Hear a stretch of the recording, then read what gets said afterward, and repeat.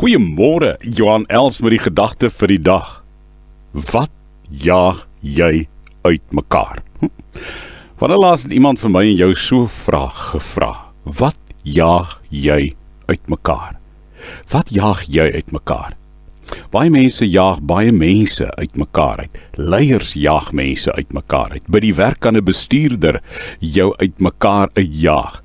'n Span se kaptein kan jou soms uitmekaar uitjaag. Wie nie aan my kant is nie, is teen my, sê die Here Jesus. En wie nie saam met my die skape bymekaar maak nie, jaag hulle uitmekaar. Lukas hoofstuk 11, daar vers 23 sê die Here Jesus dit. En Jesus sê dit vir sy disippels met 'n baie sterk doel. Wie nie aan my kant is nie, is teen my. En wie nie saam met my die skape bymekaar maak nie, jaag hulle uitmekaar.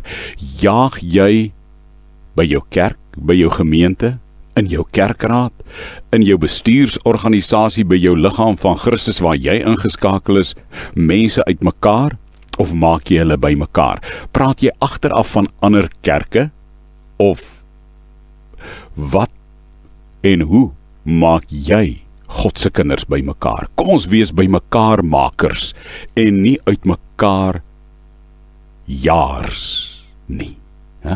Wat is jy? 'n bymekaar maker in Jesus se genade of 'n uitmekaar jaar in jou eie naam? Here, help ons. Help ons om in u genade oor alle grense, oor alle denominasiegrense, oor alle raskultuurgrense, u kinders bymekaar te maak deur die liefde van Jesus.